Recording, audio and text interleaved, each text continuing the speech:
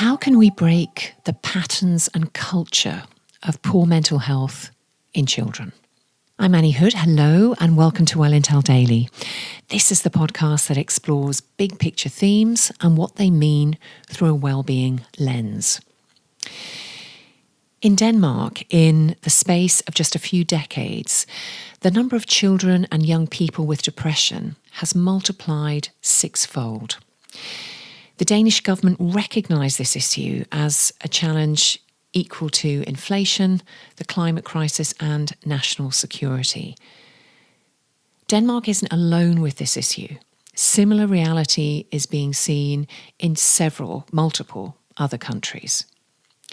But in 600 schools across Denmark, teachers are using a digital startup platform called WOOF, W-O-O-F, to gather data that gives an immediate pulse on how the children in their classroom are feeling through a range of wellbeing indicators. This then creates a mood landscape that's digitally illustrated in easy-to-read graphs that teachers can then use to respond in real time to issues that show themselves. They then check in again the following week to see if those indicators have improved. So the check-ins are things like how happy the children feel or how well they've slept.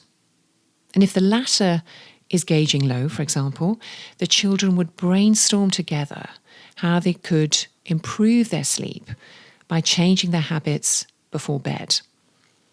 And they're guided to come up with the answers themselves and then commit as a group to put the ideas into practice over the coming week.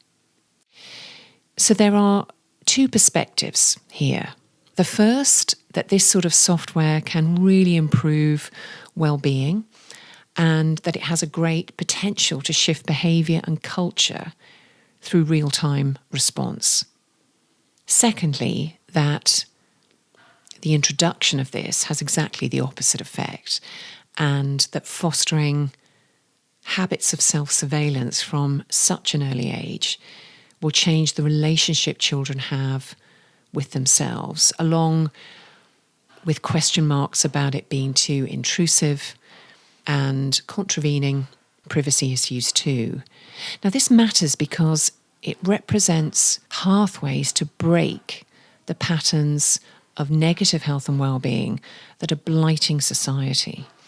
And there is more unity in recognising that the role of education in schools relative to self-care is critical for future generations and to change the course of health statistics as we know them today.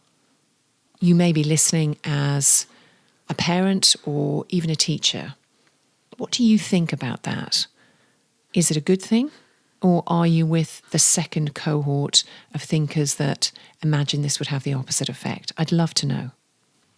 Thursday brings decades of climate clarity. It's difficult to know who to trust, but this offers a very reliable option. If you'd like your own conversation and tailored advisory, contact me at wellintellect.com or direct message me to follow, share, review, and of course, be well.